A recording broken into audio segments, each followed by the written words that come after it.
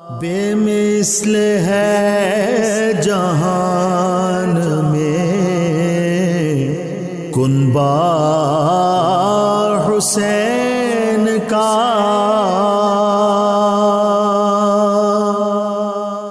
بسم اللہ الرحمن الرحیم۔ مولا صلی وسلم دائما ابدا علی حبیبک خیر الخلق کلہم، یا ربی بالمصطفیٰ بلغ مقاصدنا واغفر لنا ما مضى یا واسع الکرم۔ ان نلت یا ریح الصبا یوما الى ارض الحرم، بلغ سلامی روضة فیہا النبی المحترم۔ السلام علیکم ناظرین، 9 نیوز کے لائیو اسٹوڈیو سے محرم الحرام کی اسپیشل ٹرانسمیشن بے مثل ہے جہاں میں کنبہ حسین کا کے عنوان کے ساتھ آپ کی خدمت میں حاضر ہے آپ کا میزبان محمد لقمان رضا۔ آج 9 محرم الحرام سیدنا غازی عباس علمدار علیہ السلام آپ کے تذکار پاک ہوں گے، آپ کی شہادت کے تذکرے ہوں گے، آپ کی شجاعت اور جرت اور بہادری کے تذکرے ہوں گے۔ اس حوالے سے ہمارے ساتھ شریک گفتگو ہوں گے ہمارے معزز مہمان اسلامک اسکالر جناب مفتی محمد رمضان جامی صاحب۔ اہل بیت اطہار علیہ السلام کی یہ عظیم قربانیاں کہ جو واقعہ کربلا کے وقت 10 محرم الحرام کے دن جن کا اظہار ہوا، یہ رہتی دنیا تک نہ صرف مسلمانوں کے لیے بلکہ تمام دنیا کے انسانوں کے لیے مشعل راہ بھی ہیں، اور اس بات کا درس دیتی ہیں، پیغام دیتی ہیں کہ ہمیشہ راہ حق پر حق کی خاطر ڈٹ جاؤ، کھڑے ہو جاؤ، اور باطل کے راستے میں سیسا پلائی ہوئی دیوار بن جاؤ۔ اگر باطل کی مخالفت میں اور حق کی خاطر اپنی جان، اپنے گھر والوں کی، بچوں کی جان، حتیٰ کہ اپنے مال تک کی قربانی، اپنی ذات تک کی قربانی دینا پڑے تو حق کی خاطر یہ قربانی دینے سے دریغ مت کرو، پیچھے مت ہٹو۔ واقعہ کربلا ایک عظیم داستان ہے اور قربانیوں کی لازوال داستان ہے۔ سیدنا غازی عباس علمدار علیہ السلام اگرچہ سیدنا امام علی مقام سیدنا امام حسین علیہ السلام کے بھائی بھی ہیں، لیکن آپ کی ساری زندگی سیدنا امام علی مقام علیہ السلام کی خدمت میں محبت کے ساتھ گزری۔ بھائی ہونے کے ساتھ ساتھ ان کے ہر قدم پر ان کا ساتھ دیا، ان کی رفاقت معیت کا حق ادا کر دیا، اور واقعہ کربلا میں آپ کی شہادت بھی اسی جانب اشارہ کرتی ہے۔ تو سب سے پہلے اپنے معزز مہمان اسلامک اسکالر جناب مفتی محمد رمضان جامی صاحب سے اپنے ناظرین کی رہنمائی کے لیے میں یہ سوال پوچھنا چاہتا ہوں کہ غازی عباس سیدنا عباس علمدار علیہ السلام، آپ کا ابتدائی تعارف، خاندانی پس منظر، آپ کی عظمت، رفعت اور شان کیا ہے؟ بسم اللہ الرحمن الرحیم۔ بہت شکریہ۔ آج انتہائی خوبصورت عنوان کے ساتھ آپ نے پروگرام کا آغاز کیا۔ اللہ کریم اس عشرہ مبارکہ کے صدقے اور ان عظیم ہستیوں کی قربانیوں کے صدقے ہم سب کو بھی راہ ہدایت نصیب فرمائے، آمین۔ اور کل قیامت کے دن امام الانبیاء صلی اللہ علیہ وسلم کے جھنڈے کے نیچے اہل بیت کی غلامی کے تحت ہمیں ہمارا بھی حشر فرمائے، آمین۔ حضرت عباس علمدار، آپ کا اسم گرامی عباس ہے، سبحان اللہ۔ علم جھنڈے کو کہتے ہیں، اور چونکہ میدان کربلا میں 10 محرم الحرام کو امام علی مقام نے آپ کو جھنڈا عنایت فرمایا تھا، سبحان اللہ۔ جو کہ عربوں کی ایک روایت تھی کہ وہ جنگ کے دوران ایک شخص کو جھنڈا پکڑاتے تھے، جہاں لشکر کا ایک اندازہ لگایا جاتا تھا کہ لشکر کس سمت میں موجود ہے، اور وہ جھنڈے والا شخص آگے آگے ہوا کرتا تھا، وہ نمائندہ ہوا کرتا تھا، پیش خیمہ جسے کہتے ہیں، مقدمہ۔ تو آپ کو اس دن آپ نے جھنڈا عنایت فرمایا، اسی وجہ سے آپ کو علمدار کہا جاتا ہے۔ سبحان اللہ۔ آپ کے والد گرامی حضرت امیر المؤمنین حضرت سیدنا علی المرتضیٰ کرم اللہ تعالی وجہہ الکریم ہیں، سبحان اللہ۔ اور آپ کی والدہ ماجدہ کا نام فاطمہ بنت حزام، جو کہ ام البنین کے کنیت سے مشہور ہیں، بے شک، اور ام البنین کہتے ہیں بیٹوں کی ماں، چونکہ حضرت عباس علمدار لوگ 4 بھائی تھے، جی یعنی حضرت سیدنا علی المرتضیٰ کے 4 صاحبزادے سے، سیدہ ام البنین سے، جی فاطمہ بنت حزام سے 4 صاحبزادے تھے، ٹھیک ہے، یعنی حضرت عباس ایک، اور حضرت عباس بن علی، جی جعفر بن علی، عبداللہ بن علی، اور چوتھے جو تھے وہ عثمان بن علی۔ سبحان اللہ۔ تو یہ 4 بھائی تھے، اور ان کی والدہ ماجدہ ایک انتہائی شجاع بہادر قبیلے کی معزز خاتون تھیں۔ سبحان اللہ۔ چونکہ جب حضرت سیدہ خاتون جنت سلام اللہ علیہا بی بی طیبہ طاہرہ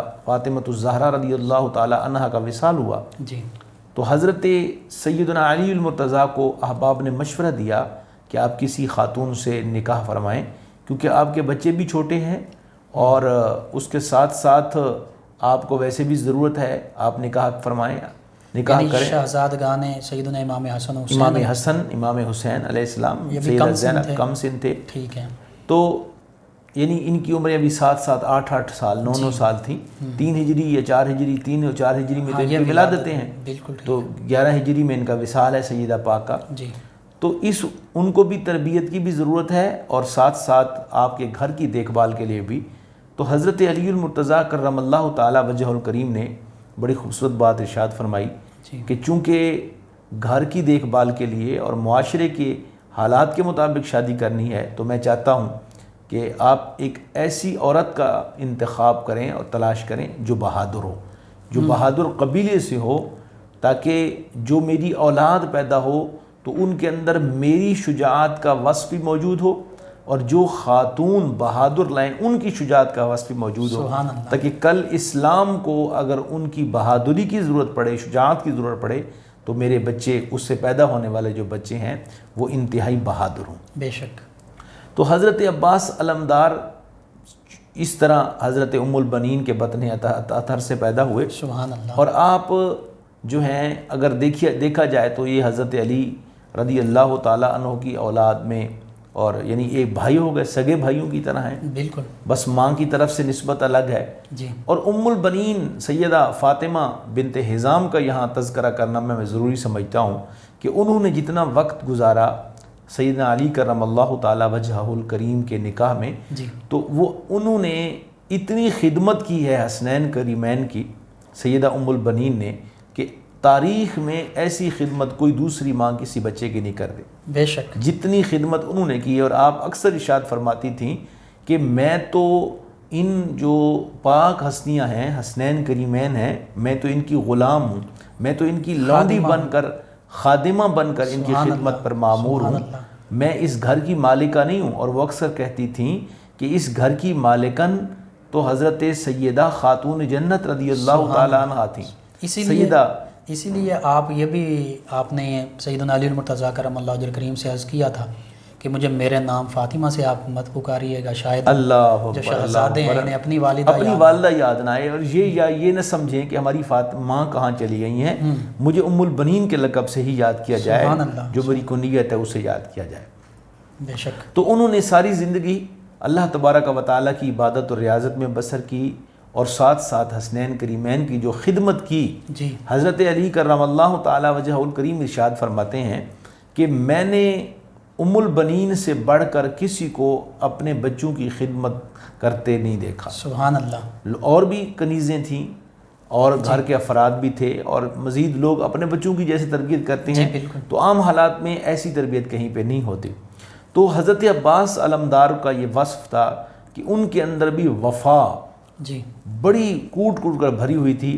آپ کو اللہ تبارک و تعالیٰ نے علم و فضل سے نوازا۔ سبحان اللہ۔ کیوں نہ علم و فضل سے نوازتا کہ آپ نے ایک طویل عرصہ تقریباً 14 سال جی مولا کائنات علی المرتضیٰ کرم اللہ تعالیٰ وجہ الکریم کی خدمت میں گزاری، ٹھیک اور ہے، ایک قمر بنی ہاشم آپ کو لقب بھی دیا جاتا ہے، فقیہ بھی آپ کا لقب ہے، بنی ہاشم کے فقیہ فقیہ بھی آپ کا۔ تو ظاہر ہے کہ ایک آدمی کے اندر شجاعت بھی ہو، جرت بھی ہو، اور وہ اپنے والد گرامی کے علوم کے وارث بھی ہوں، سبحان اللہ، تو اگر وہ فقیہ نہیں ہوں گے تو کون فقیہ ہوگا؟ بے شک بے شک۔ اور پھر حضرت مولا کائنات کے وصال شہادت کے بعد حضرت عباس رضی اللہ تعالیٰ عنہ نے حضرت امام حسن سے بڑا ایک درینہ محبت بھی تھی، کیونکہ بھائی تھے، بڑے بھائی تھے بے شک، حسن، امام حسن مجتبیٰ علیہ السلام، جی، ان کے ساتھ معاملات میں بڑی گہری دلچسپی لیتے تھے، اٹھنا بیٹھنا، اور پھر ان سے اکتساب فیض بھی کیا، ظاہر ہے ان سے بھی بہت کچھ سیکھا، بہت کچھ سیکھنے کو ان کو ملا۔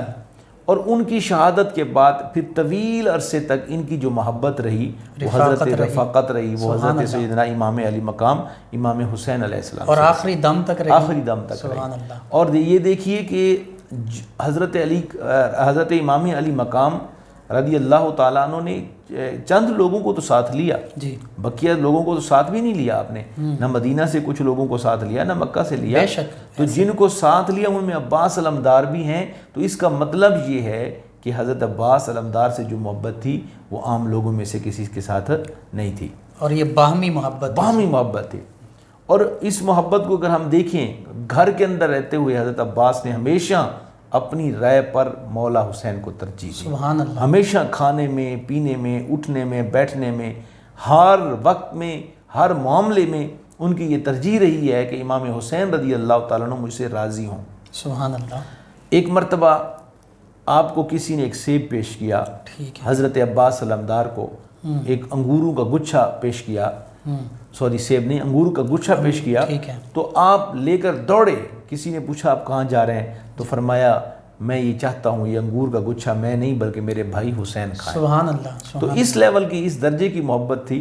اور ایک مجلس میں بیٹھے ہوئے تھے حضرت امام علی مقام امام حسین علیہ السلام، تو آپ نے ارشاد فرمایا کہ کوئی پانی لائے، یعنی آپ وضو فرمانا چاہتے تھے، تو ابھی آپ نے خواہش کا اظہار کیا، مجمع میں سے کسی کو پانی ہوتا نا تو وضو کرتے، یعنی صرف خواہش کا اظہار ہی یا کیا، غالباً غلاموں سے کہا ہوگا، جی خادموں ابھی سے، یعنی خواہش کا اظہار ہی ہو رہا تھا، ٹھیک ہے، تو آپ بیٹھے ہوئے تھے، تو آپ اٹھے حضرت عباس علمدار اور اٹھ کر چل پڑے، دوڑ خاموشی سے، خاموشی سے۔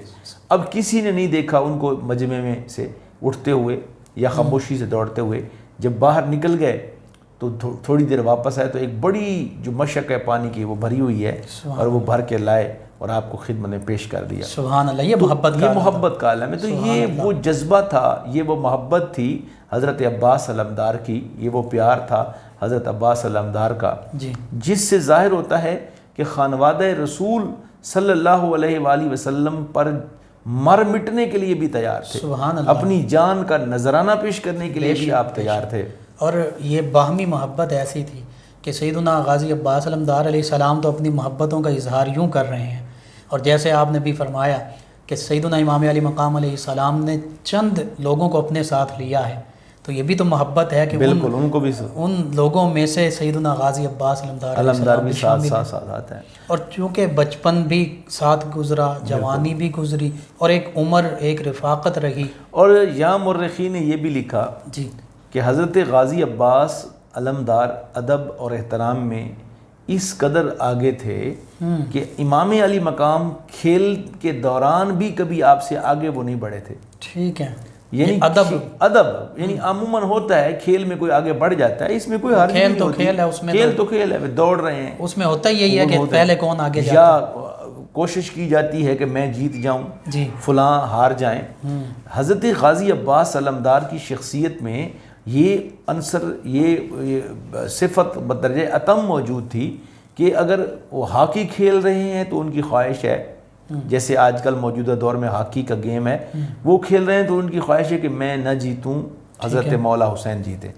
اگر دوڑ لگا رہے ہیں تو ان کی خواہش ہے کہ میں آگے نہ بڑھوں بلکہ مولا حسین آگے بڑھیں۔ سبحان اللہ۔ اگر گھڑ سواری پہ ہیں تو ان کی خواہش یہ ہے کہ گھڑ سواری میں خوبصورتی جو ہے وہ مولا حسین کی ہے۔ سبحان اللہ۔ یہ چیزیں خدا تعالیٰ کی طرف سے عطا ہوتی ہیں، بے شک، یہ محبتیں اللہ تبارک و تعالیٰ کی طرف سے عطا ہوتی ہیں، یہ عام حالات میں کسی کو نہیں ملتی۔ اور یہ ان کی والدہ ماجدہ جو ہے ام المؤمنین سیدہ فاطمہ بنت حزام رضی اللہ عنہ، میں سمجھتا ہوں یہ ان کی بھی وراثت، تربیت بالکل دیکھیے نا، ہاں جیسے کہ میں نے عرض بھی کیا، جی، ان کی تربیت تو یوں ہے کہ انہوں نے جب خود کو کبھی بھی اس گھر کی مالکن نہیں سمجھا، جی، حالانکہ وہ مالکن تھیں، جی، سیدہ پاک کے بعد وہ نکاح میں تھی مولا علی پاک کی، اور نکاح میں آنے والی خاتون اس گھر کی مالکن ہوتی ہے، جی لیکن انہوں نے کبھی بھی اپنے آپ کو مالکن نہیں سمجھا بلکہ سیدہ پاک کی کنیزہ سمجھا، سبحان اللہ، سیدہ پاک کی غلام سمجھا، خود کو لونڈی سمجھا۔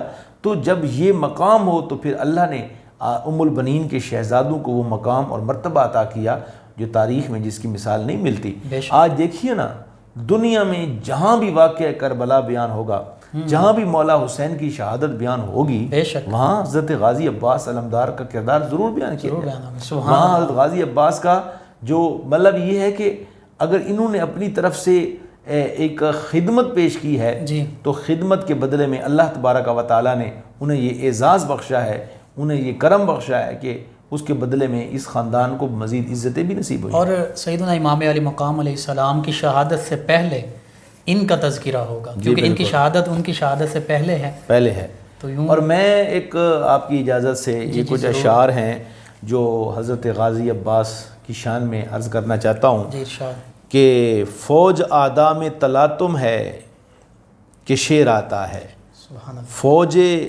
آدھا میں تلاطم ہے کہ شیر آتا ہے، نام عباس ہے جس کا وہ دلیر آتا ہے، زندگی سے غم نوشاہ میں سیر آتا ہے، شیر کے آنے سے اب کچھ نہیں دیر آتا ہے، قوت بازو سلطان زماں آتا ہے، رستم لشکر شاہ دو جہاں آتا ہے۔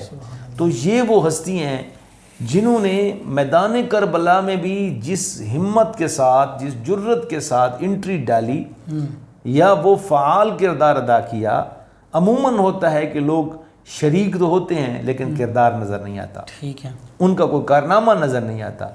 غازی عباس علمدار نے میدان کربلا میں جو کارنامہ پیش کیا تو وہ اس درجے کا کارنامہ پیش کیا، اس درجہ آگے بڑھ کر چلے گئے، جی آگے بڑھے کہ ان کا نام صدیوں تک یاد رکھا جائے گا۔ اچھا مفتی صاحب، انہیں قمر بنی ہاشم بھی کہا جاتا ہے، جی بالکل۔ اس کی وجہ کیا ہے؟ دیکھیے، بعض لوگ ہوتے ہیں جی کہ جن کو خدا داد صلاحیتیں ایسی نصیب ہوتی ہیں کہ جن کی بدولت وہ خاندان میں مشہور ہوتے ہیں۔ ٹھیک ہے، حضرت عباس علمدار کو قمر بنی ہاشم کہنے کی بہت ساری وجوہات ہیں جی کہ یہ اپنے خاندان میں جب بھی کوئی مشکل وقت آتا تھا تو پہلے اگر کوئی نکلتا تھا تو یہ ہوتے تھے، سبحان اللہ، کیونکہ چاند کی ایک خوبی ہے کہ جب گھٹا ٹوپ اندھیرا چھایا ہوا ہوتا ہے جی تو اس اندھیرے میں نکلتا ہے، تو اور لوگوں کے لیے روشنی لوگوں کے لیے روشنی فراہم کرتا ہے۔ تو کئی مرتبہ ایسا ہوا جی دشمنوں کا خوف، اعداء کا خوف ہوتا تھا یا کیفیت ایسی ہو جاتی تھی جی تو جہاں کسی کے خارج باہر نکلنے کا وقت ہوتا تھا تو سب سے پہلے اگر کوئی ہستی نکلتی تھی تو وہ حضرت عباس علمدار ہوتے سبحان تھے۔ اللہ، سبحان اللہ، یعنی ایک تو یہ ہے۔ دوسرا، اللہ تعالیٰ نے آپ کو جو حسن و جمال عطا کیا تھا غازی عباس علمدار کو، جی اس وجہ سے بھی آپ کو قمر بنی ہاشم کہا جاتا سبحان ہے اللہ۔ کہ آپ بنی ہاشم میں انتہائی اعلیٰ منصب پر فائز ہیں۔ جی، اور حقیقت یہ بھی ہے جیسے آپ نے فرمایا کہ سیدنا عقیل بن ابی طالب علیہ السلام، انہوں نے چونکہ اس رشتے کے بارے میں سیدنا علی المرتضیٰ کرم اللہ وجہ کریم سے بات کی تھی، سیدنا علی المرتضیٰ کرم اللہ وجہ کریم نے ان سے بات کی کیونکہ وہ ماہر انصاب بھی تھے، اور انہوں نے پھر بتایا کہ یہ جو خاندان کلاب ہے، کلابیاں ہیں آپ، تو یہ بہت شجاع ہے، بہادر ہے، اور حقیقت بھی یہی ہے کہ عرب میں نبی رحمت صلی اللہ علیہ وآلہ وسلم اور بنو ہاشم اور اس خاندان کے بعد جو دیگر شجاع اور بہادر خاندان تھے ان میں سے یہ بنو کلاب بھی شامل ہے۔ ایسی تو اس حوالے سے نبی محتشم صلی اللہ علیہ وآلہ وسلم سیدنا علی المرتضیٰ کرم اللہ وجہ کریم کی جرت، بہادری اور شجاعت کا فیض بھی ملا ان عظیم ہستی کو، بالکل۔ اور پھر اپنا ننھیال کا جو اصل میں عموماً تو یہ ہوتا ہے کہ دونوں فیضان مل جائے۔ خاندان حضور علیہ السلام نے جن خاندانوں میں شادیاں کیں تو آپ کے مطمع نظر بھی دین اسلام کی تبلیغ تھی، بے شک، اور اس خاندان کی روایات کو جان کر علم انصاب کے جو ماہرین ہوتے ہیں، نفسیات کے جو ماہرین ہوتے ہیں، وہ ایک چیز کو جانچ کر پھر اس کے مطابق اس کا علاج کرتے ہیں۔ تو حضور علیہ السلام نے بھی جتنی ازواج سے شادیاں کی تو اسی طریقے کے ساتھ جو فیضان کی بات آپ کر رہے ہیں، ایک تو فیضان ہے حضرت مولا کائنات کا، سبحان اللہ، تربیت بھی انہوں نے کی، بے شک، ان کے گھر میں پیدا ہوئے۔ دوسری طرف سے قدرتی خاندانی اوصاف وہ بھی موجود تھے کہ ام البنین سیدہ فاطمہ بنت حزام میں موجود تھے۔ جی یہ دو چیزیں ہو گئیں۔ تو تیسری چیز جو اہم ہے وہ یہ ہے کہ آپ جس دور میں رہ رہے ہیں اس دور کے بھی کچھ تقاضے تھے. بے شک. عمومی طور پر اگر آج علماء کرام کو آپ دیکھیں، سادات اعظام کو دیکھیں تو یہ طبعاً بڑے نفیس لوگ ہوتے ہیں. کچھ کام نہ کرنا، تھوڑے کام کرنا، اور عموماً لوگ علوم سے واسطہ زیادہ رہتا ہے. جی تو مطلب پڑھنے پڑھانے میں اور عام پریکٹیکل لائف میں یہ لوگ کمزور ہوتے ہیں. میرے کہنے کا مقصد ہے لیکن اس دور کے ساتھ اگر اس بات کا موازنہ کیا جائے تو وہ لوگ پڑھنے پڑھانے میں بھی بہت آگے تھے. لیکن اس کے ساتھ ساتھ پریکٹیکل لائف میں، پریکٹیکل زندگی میں وہ بہت آگے تھے. ٹھیک ہے. مثلاً گھڑ سواری کرنا، میدان جنگ میں شمشیر زنی کرنا، اور اپنے سارے کام خود بجا لانا، تجارت کرنا. یعنی آج کے دور میں یہ چیزیں علم کی وجہ سے یا روحانی جو خانقاہی سسٹم میں لوگ ہیں ان کی کم پڑ گئی ہیں. ٹھیک ہے، بالکل صحیح. جبکہ پرانے زمانے میں یہ لوگ ان چیزوں میں پیچھے نہیں تھے. ٹھیک ہے. نہ تقوی میں پیچھے تھے، نہ علم میں پیچھے تھے، نہ ہی کام میں پیچھے تھے. تو حضرت اس دور میں بہادر اور بڑا مقام و مرتبہ اس شخصیت کو دیا جاتا تھا کہ جو ان چیزوں کے ساتھ ساتھ پریکٹیکل لائف میں بھی آگے ہو، اور عسکری تربیت بھی تعلیم و تربیت کا حصہ. بالکل حصہ تھی. تو میرا خیال ہے اب میدان کربلا کو اگر ہم دیکھیں، غازی عباس کا جو کردار ہے تو ہم بڑا حیران ہو جاتا ہے کہ میدان کربلا میں ان کا جو کردار ہے. پہلی بات تو یہ ہے کہ حضرت غازی عباس علمدار، ان کو غازی بھی کہتے ہیں، شہید بھی کہتے ہیں. سبحان اللہ. دیکھیے نا، یہ بہت کم لوگوں کو دونوں اعزاز ٹائٹل موجود ہیں، کیونکہ انہوں نے جو غازی کا منصب ہے وہ بھی اس شاندار انداز کے ساتھ لیا ہے کہ ان کے ساتھ غازی کا لفظ جچتا ہے. بے شک. اب یہ دیکھیے کہ حضرت امام علی مقام کو آپ پر اتنا اعتماد ہے کہ یہ سیکنڈ لاسٹ آدمی ہیں جنہوں نے جام شہادت نوش کیا. ٹھیک. یعنی حضرت امام علی مقام سے پہلے، یعنی سب سے آخر میں، اور امام علی مقام سے پہلے انہیں جام شہادت نوش اس وقت تک لڑتے رہے ہیں اور انتظامات کرتے رہے. میدان میں بھی موجود ہیں، علم بھی اٹھائے ہوئے ہیں. حضرت مولا کائنات نے 10 محرم الحرام کے دن صبح ارشاد فرمایا کہ یہ علم آپ کے ہاتھ میں ہے، اگر علم گر گیا تو ہم گر گئے. ٹھیک ہے. بس یہ ذہن نشین رکھیں کہ علم نہیں گرنا چاہیے. تو آپ نے جس انداز سے علم کو تھاما، علم کو تھامنے کا مقصد ہے لشکر حسینی کی عزت کا تاج سر پہ سجا کے رکھا اس مضبوطی کے ساتھ. پھر پانی کی ڈیوٹی آپ کی ہے. ٹھیک ہے. ہمارا ایمان ہے کہ مولا حسین نے پانی کو قبول نہیں کیا. بے شک. وگرنہ پانی ترستا رہا ہے. ٹھیک ہے. ایک منہ سے ایک بار لگا لیتے جو مولا پانی، دشت غربت میں نہ یوں ٹھوکریں کھاتا پانی. سبحان اللہ. کون کہتا ہے کہ پانی کو ترستے تھے حسین، ان کے ہونٹوں کو ترستا رہا پیاسا پانی. سبحان اللہ. حقیقت بھی. بلکہ یہاں یہ بھی میں ایک بات عرض کرتا چلوں کہ یہ جو پانی کا تصور ہے، ہمارا یہ عقیدہ اور ایمان ہے کہ امام علی مقام جنتی نوجوانوں کے سردار ہیں. بے شک. انہیں رب العزت نے انتہائی بلند و بالا مقام اور مرتبہ عطا کیا ہے. بے شک. تو آپ کی بارگاہ میں جنات کا سردار آیا اور کہنے لگا حضور یہ نہر فرات بہہ رہی ہے، اگر آپ مجھے حکم ارشاد فرمائیں تو میں وہاں نہر فرات میں سے ایک نہر کھود کر زیر زمین پر ماروں اور زیر زمین کھود کر آپ کے خیموں تک پانی لے آؤں. ٹھیک ہے. مگر امام علی مقام نے بڑا خوبصورت جواب دیا. یہ اس تاثر کو زائل کرتا ہے کہ امام علی مقام نے یہ جو راہ اختیار کیا یہ خود اختیار کیا. بے شک. ان مشکل راہوں پر وہ خود چلے. انہیں معلوم تھا کہ اس عظیمت پہ چل کر میں نے امت کے لیے ایک خط کھینچنا ہے، امت کو بتانا ہے کہ جب دین پہ وقت آ جائے تو اپنی جان، اپنی مال، اولاد سب کچھ قربان کر کے اور عظیمت اور استقامت کی راہ اختیار کر کے جو ہے رخصت کو چھوڑ کر آپ نے چل پڑنا ہے. تو آپ نے فرمایا آپ جنوں کے سردار ہیں، آپ نہر فرات کو اٹھا کر زیر زمین میرے خیموں تک لا سکتے ہیں. تو سنو، میں جنتی نوجوانوں کا سردار ہوں، میں بھی اگر چاہوں تو حوض کوثر کو اٹھا کر اپنے خیموں میں لا سکتا ہوں. مگر آج حسین ابن علی اپنے اختیارات کے استعمال کرنے نہیں آئے. آج حسین ابن علی استقامت کے ساتھ، جرت کے ساتھ آج حسین ابن علی یہ بتانے آئے ہیں کہ میں اپنے خون سے دین کی آبیاری کروں گا۔ سبحان اللہ، بے شک۔ تو حضرت عباس علمدار کی جہاں تک بات ہم کر رہے تھے، تو انہوں نے پانی لینے کے لیے جاتے ہیں، مشکیزیں بھر بھر کے خیموں میں لا رہے ہیں۔ جب ہر طرف سے ایک آپ سازش کی گئی کہ جناب کسی طریقے سے پانی سے روکا جائے، جی، تو آپ نے پھر بھی ایک استقامت کا کوہ ہمالیہ بن کر ایک مشک پانی کی لا رہے ہیں۔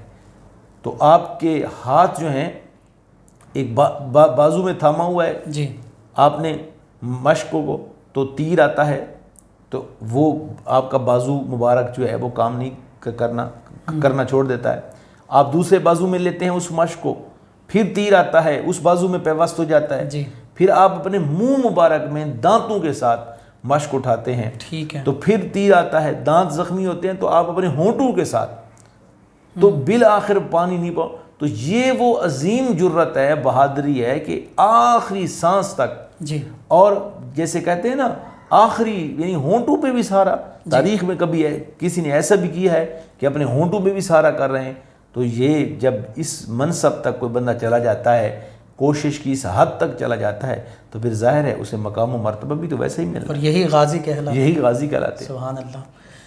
موسی صاحب، پانی کے حوالے سے بات ہوئی، دیکھیے صحابہ کرام علیہ رضوان خود فرماتے تھے کہ ہم نبی محتشم صلی اللہ علیہ وآلہ وسلم کی زیارت کر لیتے تو ہماری بھوک پیاس مٹ جاتی۔ تو یہ ہستی جو نواسہ نبی صلی اللہ علیہ وآلہ وسلم ہیں، جن کے آنکھوں کے سامنے ہمیشہ چہرہ مصطفیٰ صلی اللہ علیہ وآلہ وسلم ہے، تو میرا خیال یہ ہے کہ انہیں تو بھوک یا پیاس سے اس حوالے سے کوئی ایسا وہ معاملہ بالکل۔ دیکھیے کہ یہ تو وہ لوگ ہیں جناب، کل قیامت کے دن جی، یہ اہل بیت اطہار وہ خاندان ہے، جیسے کہ آیت مباہلہ میں بھی ہے، ہم اس پہ بھی بات کر چکے ہیں۔ جی، یہ تو وہ خاندان ہے کہ جن کے چہروں کو دیکھ کر اسلام کفر میں بدل جاتا ہے۔ یہ وہ خاندان ہے جس میں موت حیات میں بدل جاتی ہے، جن کو دیکھ کر ٹھیک ہے، کفر اسلام میں بدل جاتا ہے۔ سبحان اللہ۔ تو یوں دیکھیے کہ حضرت امام علی مقام امام حسین علیہ السلام میدان کربلا میں ایک بار ایسا نہیں ہوا، جی، کئی بار ایسا ہوا کہ جب کوئی پیاسا آتا ہے تو آپ فرماتے ہیں آؤ میری زبان چوس لو۔ یعنی انہیں یقین کامل ہے کہ رب تعالیٰ نے مجھ کو پر اتنی عطا فرمائی ہے، سبحان اللہ، جو زبان چوستا ہے سیراب ہو جاتا اور انگوٹھی چوسنے والا بھی واقعہ آپ نے ہے۔ جی بالکل۔ سبحان اللہ۔ تو مطلب یہ ہے کہ یہاں یہ جو جس راہ کو اختیار کیا گیا ہے، معاذ اللہ استغفر اللہ، یہ کہنا کہ یہ کیا ہو گیا، وہ ہو گیا، یہ ہو گیا، نہیں۔ ذہن نشین کر لیں کہ تاریخ میں اللہ کے نزدیک سب سے قابل قدر موت وہ ہے جو اس کی راہ پہ ہو، بے شک، جو دین اسلام کی سربلندی کے لیے جام شہادت نوش کرتا ہے، اللہ تبارک و تعالیٰ کے ہاں اس کا بڑا مقام و مرتبہ ہے۔ بے شک۔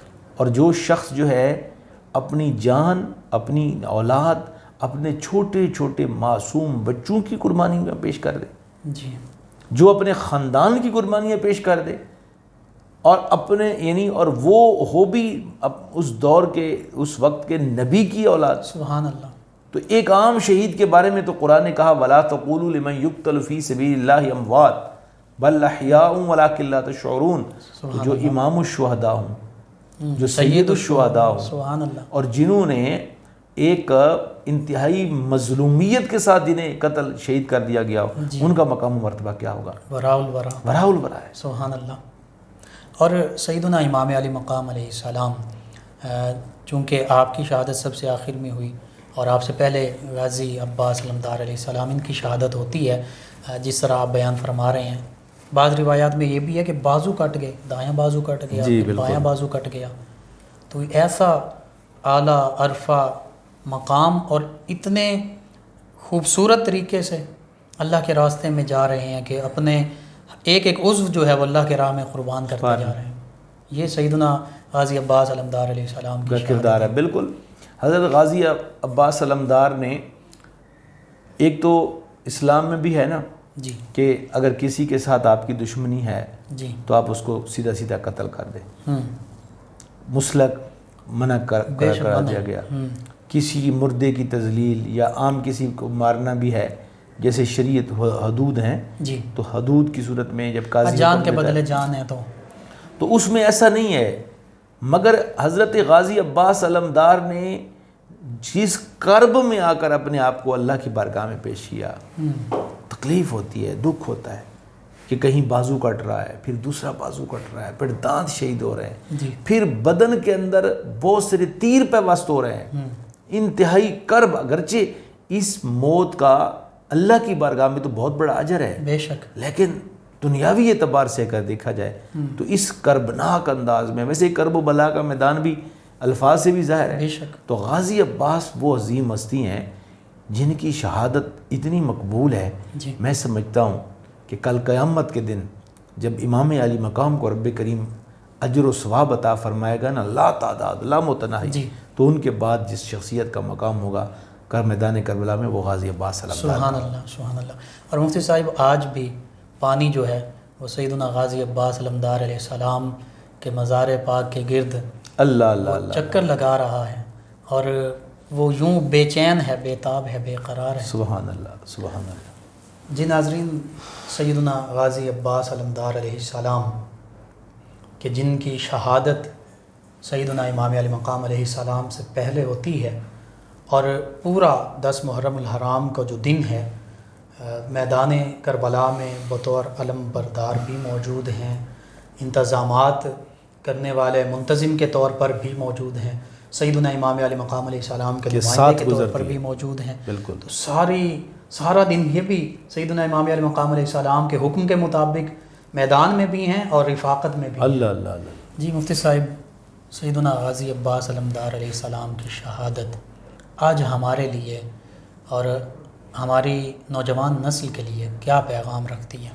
دیکھیے، واقعہ کربلا ہو یا سیدنا امام علی مقام کی شہادت یا اہل بیت اطہار کے معزز افراد میں سے کسی کی بھی شہادت ہو، جی، تو وہ ہمیں یہ درس دیتی ہے کہ جس مقصد کے لیے امام علی مقام نے سب کچھ قربان کیا، اس مقصد کو مد نظر رکھنا۔ بھولنا نہیں اسے۔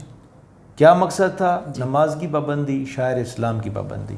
سبحان اللہ۔ اگر ہم شاعر اسلام کی پابندی نہیں کرتے جی، تو اس کا مطلب ہے امام علی مقام کے سبق کو ہم بھول چکے ہیں۔ بے شک۔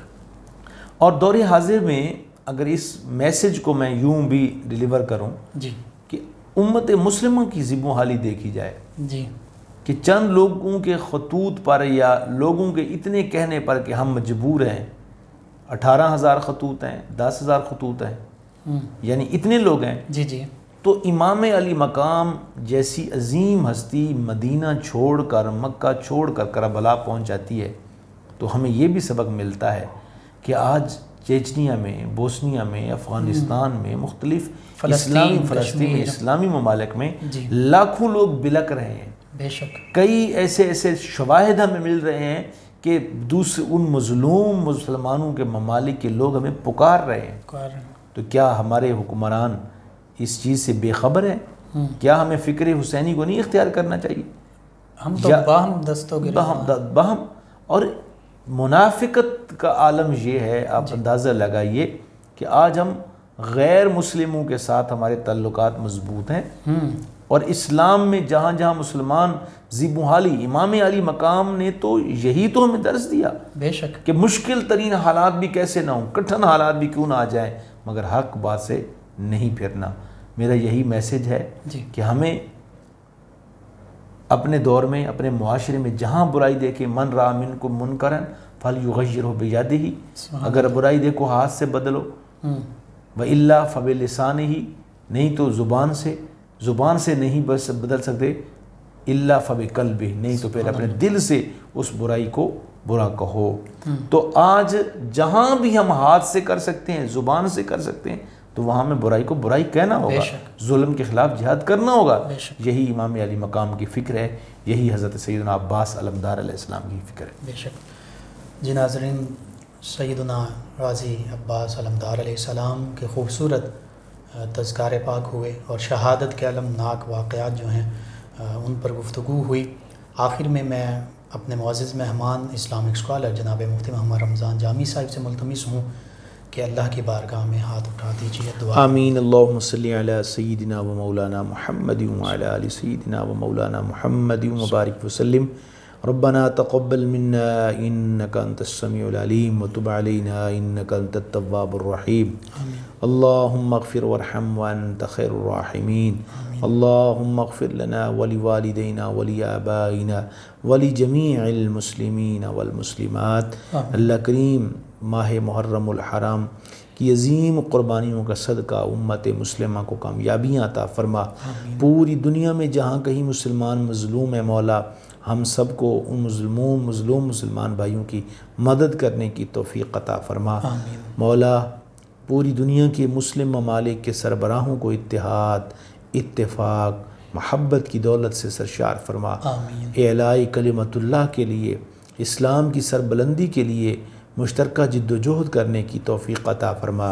صلی اللہ تعالیٰ علی خیر خلق محمد وعلی آلہ وسلم۔ جی ناظرین، آج 9 محرم الحرام 9 نیوز کے لائیو اسٹوڈیو سے محرم الحرام کی اسپیشل ٹرانسمیشن بے مثل ہے، جہاں میں کنبہ حسین کا اختتام پذیر ہوتی ہیں۔ آج کی نشریات انشاءاللہ کل دوبارہ آپ سے ملاقات ہوگی۔ آخر میں ایک خوبصورت منقبت آپ کی سماعتوں کی نظر کرتے ہیں، ہمیں اجازت دیجیے، اللہ نگہبان۔ اب بھی ہے یاد آتی دنیا کو وفا باس کی، اب بھی ہے یاد آتی دنیا کو وفا باس کی، دے رہی ہے نور اور جذبہ ضیا باس کی، دے رہی ہے نور اور جذبہ ضیا باس کی، جس کا در باب الحوائز، جس کا باب مرتضی، جس کا در باب الحوائز، جس کا باب مرتضی، جس کا در باب الحوائز، جیم پڑھنا دیکھ، جس کا در باب الحوائز، جس کا باب مرتضی، کیوں نہ پھر جاری رہے سب پر سخا باس کی، کیوں نہ پھر جاری رہے سب پر سخا باس کی، دانتوں سے تھی مشک تھامی جب تھے بازو کٹ گئے، دانتوں سے تھی مشک تھامی جب تھے بازو کٹ گئے، کوئی دل والا ذرا دیکھے ادا باس کی، کوئی دل والا لازارا دیکھے ادا باس کی فانی خیموں تک نہ لا پانے کی حسرت تھی انہیں پانی تو ہے اب بھی چوکھٹ چومتا باس کی پانی تو ہے اب بھی چوکھٹ چومتا باس کی ساجدہ کا ہی کہا عباس نے حسنین کو ساجدہ کا ہی کہا عباس نے حسنین کو ہو رہی تعریف ہے اب جا بجا باس کی ہو رہی تعریف ہے اب جا بجا باس کی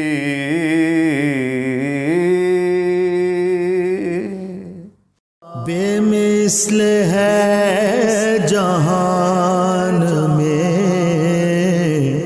کنبہ حسین کا